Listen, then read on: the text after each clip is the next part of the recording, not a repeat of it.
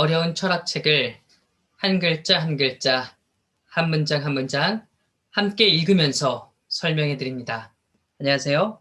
철학책을 강독해 주는 낙자 철강남입니다. 지난 시간은 12가지 판단들에 대해서 설명을 드렸어요. 그리고 12가지 판단들에 비추어서 범주도 12가지라고 설명을 해드렸는데요. 오늘은 바로 이 오성의 순수한 개념, 우리의 사고의 틀이라고 할 수 있는 범주에 대해서 들어가 보도록 하겠습니다. 우리가 함께 읽을 책은 50쪽입니다. 오성의 모든 순수한 개념을 발견하는 실마리, 오성의 순수한 개념, 즉 범주. 일반 논리학은 이미 여러 번 말했듯이 인식의 전 내용을 무시한다. 그리고 외부의 어디서건 외부로부터 표상이 주어지기를 기다리고 이런 표상을 우선 개념으로 변하게 하되 이런 일은 분석적으로 행하여진다. 이에 반해서 선험적 감성론이 오성의 순수한 개념에 진료를 주고자 제시한 바 선천적 감성의 다양을 눈앞에 가지고 있다. 진료가 없어서는 오성의 순수한 개념은 아무런 내용도 없겠고 따라서 전혀 공허한 것이겠다. 그런데 시공은 순수한 선천적 직관의 다양을 내포하지만 그러한데도 우리의 심성의 수용성의 조건에 귀속한다. 이 조건 아래서만 심성은 대상의 표상을 받아들일 수 있고 따라서 이 조건은 대상의 개념도 항상 촉발해야 하는 것이다. 그러나 우리 사고의 자발성은 다양에서 인식이 발생하자면 다양이 먼저 어떤 방식에 있어서 통관되고 받아들여지며 결합될 것을 요구한다. 이런 작용을 나는 종합이라고 말한다. 우선 칸트가 범주에 대해서 이야기하기 전에 우리에게 인식이 어떻게 생기는지, 칸트가 보기에 우리 인간의 인식은 경험은 어떻게 발생되는 것인지 간략하게 설명하고 있어요.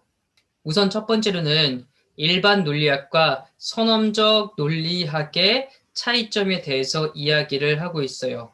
칸트는 계속 일반 논리학은 논리적 형식만을 다루기 때문에 진료에 대해서는 다루지 않기 때문에 어떤 불충분한 논리학, 완벽하지 않은 논리학이라고 이야기를 하고 있어요. 그저 분석론을 통해서 우리의 개념이 어디에서 온 것인가 이 정도만 확인할 수 있을 뿐이라고 말합니다. 그런데요, 선험적 논리학은 다르다고 이야기를 해요. 저 내용에 관한 것까지 다룬다고 말을 하고 있습니다. 인식에서 우리가 내용을 어떻게 확보할 수 있는지 칸트가 말했던 거 기억하시나요? 네, 그렇습니다. 감성의 영역을 두었기 때문에 내용에 관해서도 인식의 어떤 정보, 재료, 진료에 관해서도 말할 수 있게 되었다고 칸트가 이야기를 해요. 그래서 본인의 선험적 논리학은 오성에 대해서 다루기 이전에 감성을 통해서 저런 다양한 정보들이, 저런 다양한 내용들이 어떻게 해서 우리에게 주어졌는가, 그것에 대해서 설명을 할 수 있다고 말하고 있어요. 그래서 우리가 잘 아는 것처럼 칸트는 진료가 없이는 어떤 정보가 없이 막연하게 사유하는 것은 공허하다고 말을 하고 있습니다. 그렇기 때문에 인식은 감성과 오성이 결합되면서 드디어 발생하는데요. 이 결합이 그냥 이루어지는 게 아니라고 이야기를 하고 있어요. 지지난 시간 우리는 오성의 기능을 종합하는 능력, 통일하는 능력이라고 이야기를 했어요. 그런데 칸트가 통일은 하되 우리의 인식에서 오성이 어떻게 통일을 하고 있는 것인지 조금 더 구체적으로 나와 있습니다. 칸트가 말하는 종합은 무엇이냐면요. 오성이 다양한 정보들을, 표상들을 종합할 텐데 그냥 아무렇게나 종합하는 게 아니고요. 어떤 방식에 입각해서, 즉 어떤 틀에 입각해서 종합한다고 이야기를 하고 있어요. 마치 우리가 감성에서 외부의 정보들을 받아들일 때 그냥 받아들이는 게 아니라 공간과 시간이라는 이런 형식에 입각해서 그 틀에 입각해서 받아들인다고 이야기를 하잖아요. 그것처럼 우리가 생각을 할 때도 사유는 통일작용인데 그냥 통일하는 것이 아니라 사유의 틀, 인간이라면 누구나 가지고 있을 그런 보편적인 틀이 있어서 그 틀에 입각해서 사유를 한다고 말을 합니다. 그것이 바로 칸트가 말하는 종합작용이라고 이야기를 하고 있네요. 가장 일반적인 의미의 종합 아래서 나는 서로 다른 표상들을 모아서 표상 그것의 다양성을 하나의 인식에 개괄하는 작용을 이해한다. 만약 표상의 다양성이 경험적이 아니고 선천적으로 주어져 있다면 이러한 종합은 순수하다. 우리의 표상을 모두 분석할 수 있기 이전에 표상들은 먼저 주어져 있어야 한다. 그리고 개념들은 내용상으로는 결코 분석적으로 발생할 수가 없으나 다양성의 종합에 이르러서 비로소 인식을 산출하게 된다. 이런 인식은 처음에는 확실히 조잡하고 판명하지 않겠고 그러므로 분석을 필요로 하는 것이다. 그러하니 인식의 요소들을 모아서 그것들을 어떤 내용으로 결합하는 것이야말로 종합이 하는 일이다. 따라서 우리가 인식의 최초 기원을 규정하려면 우리가 제일 먼저 주목해야 할 것이 종합이다.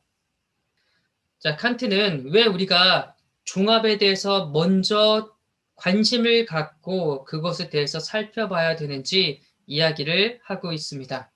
일반적인 의미에서 종합이란 다양한 것들을 하나의 개념으로, 하나의 표상으로 집어넣는 거라고 한대요.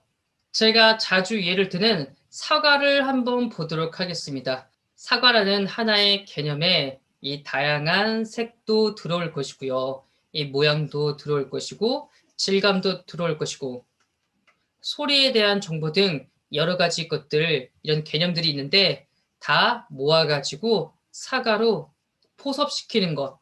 그래서 다양한 표상들을 이 하나의 표상 혹은 하나의 개념으로 결집시키는 것을 일반적인 의미에서 종합이라고 칸트가 말을 하고 있어요.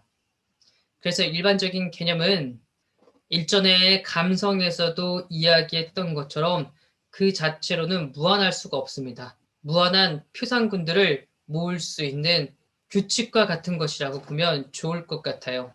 아마 이 사과라는 개념이 무한하게 있다고 한다면 얘도 사과가 될 수 있겠죠. 그러나 이미 색으로서 구분을 짓고 크기나 질감, 맛, 향 같은 것으로 구분을 짓고 있기 때문에 우리는 사과와 귤이 다르다고 생각하고 이 두 대상이 같은 것이 아님을 알 수 있다는 거죠. 그런데 칸트가 추구하는 것은 제가 보여드렸던 사과나 다른 대상들처럼 이렇게 경험적으로 알 수 있는 것이 아니라 선천적으로도, 즉 우리가 가지고 태어남으로써 애초에 어떤 종합이 가능하다고 한다면 그것은 순수하다고 말해야 하지 않을까라고 칸트가 이야기를 하고 있네요. 그래서 어떤 내용상으로서 파악되는 것이 아니라 논리적으로서만 파악되는 것들, 그런 개념들은 순수하다고 볼 수 있겠죠. 아마 여러분 기억하신다면 분석 판단과 종합 판단 두 가지를 나뉘었을 때 꼭 분석 판단으로만 가능한 그런 인식의 요소라고 보시면 좋을 것 같습니다. 칸트가 보기에 우리의 사회는 단순한 이 통일의 작용이기 때문에 종합에 주목하고 있어요. 칸트가 말하는 종합은 바로 통일작용을 할 텐데 우리의 사유는 이 다양한 개념들이나 다양한 표상들을 하나의 개념으로 포섭시킬 텐데 그것이 그냥 이루어지는 것이 아니라 어떤 것을 통과해서, 즉 어떤 형식, 틀을 통과해서 통일한다고 이야기하고 있잖아요. 이것이 종합이라고 말했으니 칸트가 먼저 주목하는 것은 종합이다라고 말을 하고 있네요. 우리가 뒤에 알겠듯이 종합 일반은 전혀 구상력의 작용이다. 구상력은 마음의 불가결이면서도 맹목적인 기능이다. 이런 기능 없이는 어떠한 인식도 가지지 않을 것이로되 이러한 기능을 우리는 드물게만 의식하고 있다. 그러나 이러한 종합을 개념화함은 오성이 소유하는 기능이다. 오성의 기능을 통해서 우리는 비로소 진정한 의미의 인식을 획득한다. 자, 칸트가 말합니다. 자, 종합 일반은 뭐라고요? 네, 오성의 순수한 개념인 이 통이라는 기능에 있다고 말합니다. 먼저 우리의 사유가 그냥 통일작용이라는 것을 알아야 돼요. 이게 중요합니다. 이게 중요하기 때문에 전에 이야기했던 걸 다시 반복하고 있어요. 그럼 이렇게 종합시키는 것, 통일작용을 하는 우리의 사유의 능력을 칸트는 뭐라고 말을 하고 있죠? 네, 구상력이라고 말하고 있습니다. 혹은 상상력이라고 말하기도 해요. 이 구상력 혹은 상상력은 나중에 두 가지로 또 구분하긴 하는데 우선 당장은 이렇게 종합하는 능력을 칸트는 구상력 혹은 상상력이라고 하는구나. 여기까지만 알아두시면 좋을 것 같아요. 그런데 일반적으로 표상된 순수한 종합이 오성의 순수한 개념을 준다. 그러나 순수한 종합 아래서 나는 선천적인 종합적 통일의 기본한 종합을 이해한다. 따라서 우리가 하는 계산은 개념들의 일치한 종합이다. 왜냐하면 계산은 단위의 공통적인 기초에 의해서 생기기 때문이다. 그러므로 다양의 종합을 다시 통일함은 순수한 종합이라는 개념 아래서 필연적이게 된다. 자, 이 부분을 이해하기 위해서는 우리 이 책을 쓴 임마누엘 칸트가 벌써 몇백 년 전 사람이고 이 책을 번역한 최재희 씨도 수십 년 전에 이 책을 번역한 사람이라는 것을 염두에 두어야 됩니다. 즉, 오늘날과 같은 형태로 기록된 글이 아니라 옛날에 사람들이 기록했던 형태로 적혀졌다고 생각을 해야 돼요. 그래야 이해가 돼요. 그렇게 어려운 내용은 아닌데 우리에게 친숙한 문장과 어투가 아니어서 괜히 어렵게 느껴지는 부분인 것 같아요. 일반적으로 순수한 종합이 오성의 순수한 개념을 준다. 이게 무슨 뜻이냐면요. 우리의 사유에서 경험적 종합하고 순수한 종합, 이 두 가지가 있다고 칸트는 이야기했잖아요. 경험에 오지 않더라도 그냥 선천적으로 하는 종합, 이것을 통해서 우리는 오성의 순수한 개념, 우리 사유의 틀, 즉 범주를 알 수 있다 이 말입니다. 이렇게 우리가 알기 쉽게 번역했으면 얼마나 좋았을까요? 그래도 우리는 공부하는 사람이니까 우선은 저 번역을 읽고 가면서 이렇게 좀 더 쉬운 방식으로 오늘날 우리에게 친근한 방식으로 재해석하는 것이 이게 공부의 과정이니까요. 좀 겸손하게 그랬나 보다 하면서 자꾸 그 뜻을 의미를 알아가는 태도로 공부를 하셨으면 좋겠어요. 그러면서 칸트는 예를 듭니다. 애초에 우리 인식이라는 것은 어떤 틀에 입각해서 사유가 가능한 것이다 라고 말을 하고 있어요. 그래서 예를 든 게 십진법입니다. 자, 우리가 지금 상상을 한번 해볼게요. 우리가 카페에서 이 수업을 진행하고 있다고 쳐보세요. 그리고 이 카페는 크지 않은 공간이라고 쳐봅시다. 그때 제가 여러분들에게 물을게요. 자, 지금 카페에 책상이 몇 개 있습니까? 의자가 몇 개 있습니까? 라고 물었어요. 그러면 여러분들은 당장 책상은 6개입니다. 의자는 24개입니다. 이렇게 대답을 할 거예요. 그런데 이렇게 대답하는 이유가 무엇일까라고 칸트가 질문하는 겁니다. 그 이유는 바로 벌써 우리가 무엇인가 숫자를 셀 때 십진법에 입각해서 세기 때문에 그런 것 아니겠느냐. 자고로 인식이란 건 무언가를 표현하기 위해서는 이렇게 먼저 틀이 중요하다라고 이야기를 하고 있는 거예요. 만약 우리가 십진법을 모른다고 하면요. 제가 책상과 의자가 몇 개가 있습니까? 라고 말할 때 뭐라고 답하겠어요? 몰라. 그러겠죠. 아마 아직 숫자를 배우지 않은 아이에게 책상과 의자 몇 개 있어? 라고 하면 당연히 대답을 못 하겠죠. 만약에 우리가 십진법이 아닌 오진법을 가지고 숫자를 세본다고 이야기합시다. 예를 들어 책상이 몇 개입니까? 우리는 십진법을 사용하니까 6개입니다. 라고 말했지만 오진법을 해서 이 발일정자로 말한다고 한다면 일정 하나입니다. 이렇게 얘기할 수도 있지 않겠어요? 아니면 우리가 컴퓨터처럼 이진법으로서 숫자를 표현한다고 말한다고 해봅시다. 그러면 11101 뭐 이런 식으로 대답하지 않겠어요? 이진법으로 환원했을 때 6이 11101인지 아닌지는 모르겠습니다. 그저 예를 들기 위해서 한 얘기니까요. 여러분, 이진법으로 환원했을 때 숫자 6이 11101 이거 맞다 틀리다 얘기하시면 안 돼요. 이처럼 칸트는 우리가 아무렇게나 사유하고 아무렇게나 인식했다고 내뱉는 것이 아니라 일정한 규칙과 법칙과 틀에 입각해서 사유를 한다고 이야기를 하고 있네요. 각종 표상은 분석에 의해서 하나의 개념 아래 귀섭시키게 된다.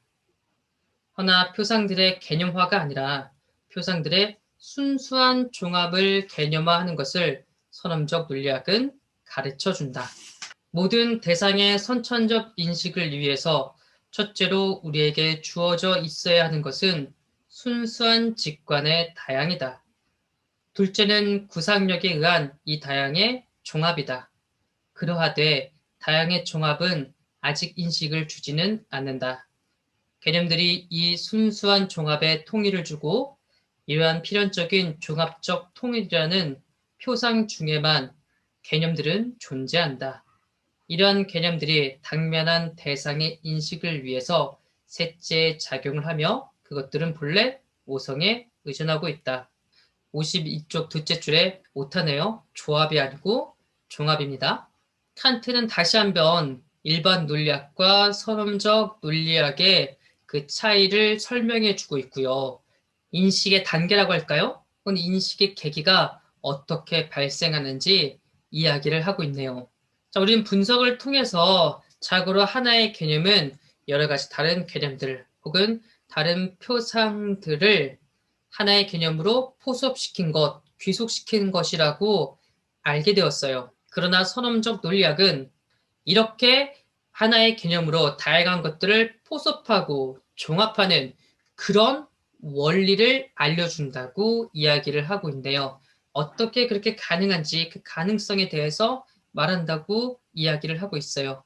아마 감성에서도 보면 우리가 어떻게 경험을, 정보들을 받아들이지, 경험을 획득하지 라고 이야기했던 것처럼 그래서 공간과 시간이 모든 인식의 기본적인 가능성이라고 이야기했던 것처럼 사유에도 이 사유, 논리를 가능하게 하는 그 가능성을 알아보고자 합니다. 그게 선험적 논리학, 자신이 말하는 순수 논리학이라고 이야기를 하고 있네요.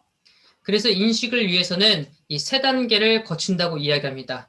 첫 번째는요, 감성을 통과해서 우리 안에 심성에 맺힌 이 다양들, 표상들, 인상들, 혹은 정보들이 있어야 되고요. 두 번째는 구상력이 이 정보들을 종합하는 겁니다. 구상력은 통일하는 것, 종합하는 것이라고 이야기를 했죠. 그리고 세 번째는 구상력이 이 다양들을, 개념들을, 정보들을 종합할 텐데 그냥 종합하는 것이 아니라 일정한 틀에 입각해서 종합한다고 이야기를 하고 있네요.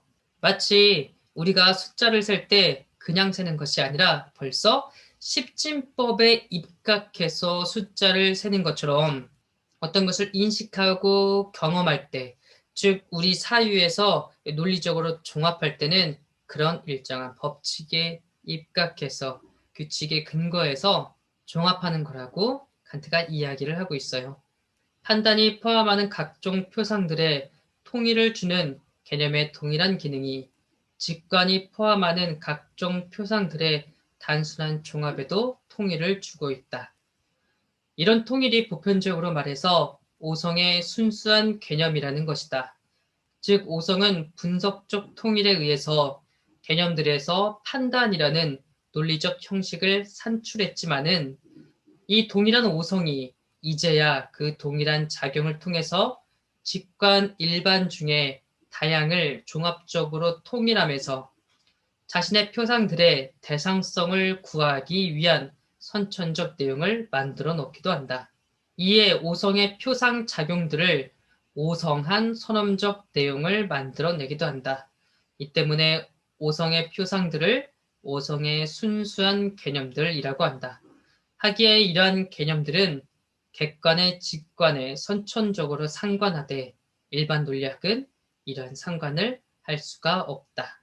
자, 이 사과를 보면서 사과가 빨갛다, 향기가 좋다, 둥그스름하다, 뭐 등등등등 여러 가지 개념들 혹은 정보들을 이 사과라는 하나의 개념으로 다 포섭시킬 거 아니에요. 우리가 이렇게 판단하는 것처럼 애초에 처음에 우리 감성에 맺힌 그 직관들도 이와 동일하게 포섭하여서 빨간색이라든지 동그랗다라든지 보다 더 근원적인 개념들을 산출해내는 거라고 이야기를 하고 있어요. 우리가 인간이니까요. 인간이니까 경험적으로 구체적으로 드러나건 아니면 아직 드러나지는 않더라도 마음속에 품고 있더라도 그 잠재적인 사유는 언제나 동일하다는 이야기를 하는 것 같아요. 그러니까 경험적으로 종합하는 거나 아니면 순수하게 종합하는 거나 근원적으로 그것의 작용은 동일하다. 그냥 칸트가 이렇게 말한다고 보시면 좋을 것 같아요. 더 쉽게 예를 들면 우리가 이야기를 할 때 저는 어떻게 이야기를 하고 있죠? 한국어를 사용해서 이야기를 하고 있잖아요.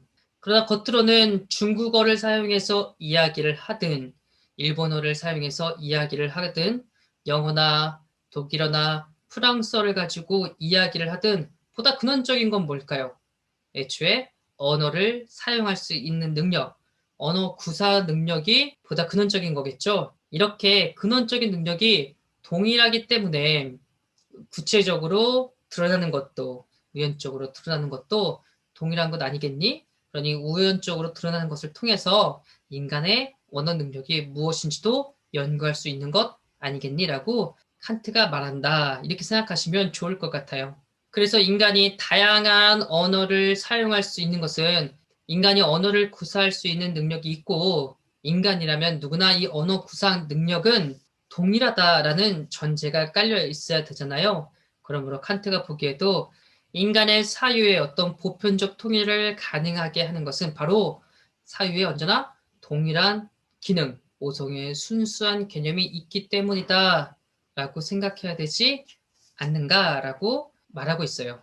그래서 우리가 경험적인 판단을 통해서 보다 더 근원적인 오성의 순수한 개념들을 발견할 수 있고요. 일반 논리학은 이 경험을 넘어서까지 탐구하고 추구하지 않기 때문에 일반 논리학에서는 발견할 수 없다고 말하고 있네요. 이래서 직관 일반의 대상에 선천적으로 관계하는 오성의 순수한 개념의 수요는 모든 가능한 판단의 일반 논리적인 기능들이 상수란 표에서 보였던 그 수요만큼 생긴다. 왜냐하면 상수란 판단의 일반 논리적인 기능들은 오성의 작용을 세목으로 완전히 들었고 그것으로 인해서 오성의 능력을 주도하게 조사했기 때문이다. 우리는 이러한 순수한 개념들을 아리스토텔레스에 따라 범주라고 부르고자 한다. 왜냐하면 의도를 성취한 결과에 있어서는 아리스토텔레스에서 잠은 멀어져 있지만은 우리의 애초 의도는 아리스토텔레스의 의도와 같기에 말이다. 네, 실은 제가 12가지 판단을 했을 때 말했던 내용인데요. 앞에서 이야기했던 것처럼 칸트는 우리 사유의 능력, 오성의 기능은 언제나 동일하다고 이야기를 했어요. 그래서 우리 사유가 12가지 판단으로 축약할 수 있는데 바로 이 12가지 판단에 빗대어서 사유 능력이 똑같기 때문에 오성의 순수한 개념도 12가지라고 말을 하고 있습니다. 이 오성의 순수한 개념을 칸트는 범주라고 하는데요. 제가 계속 범주 했는데 왜 범주라고 부르는지 이 부분에서 그 이유를 밝히고 있어요.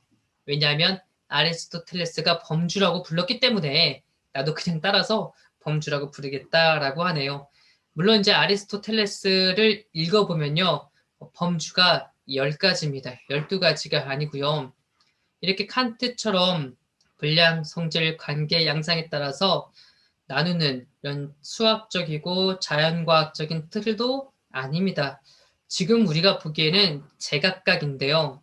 칸트도 이것을 알고 있어요. 그래서 아리스토텔레스가 행한 것과 내가 지금 말하는 것은 너무 거리가 멀지만 아리스토텔레스도 인간 사이의 근원적인 어떤 원리를 추구하고자 했던 것은 본인과 동일하기 때문에 그냥 나도 따라서 범주라고 부르겠다. 이렇게 말하고 있네요. 여러분 어떻습니까? 제가 이렇게 하나하나 설명해 드리니까 좀 더 이해가 되지 않으신가요? 잘 보면 칸트가 앞에 했던 이야기들을, 내용들을 반복하고 있기 때문에 앞에 것들을 잘 기억하거나 혹은 잘 기억나지 않으면 다시 한번 확인하면서 보시면 여러분들이 잘 따라오고 이해할 수 있을 거라는 생각이 드네요. 그러면 오늘도 이 어려운 공부를 하느라고 너무나 수고하셨습니다. 감사합니다.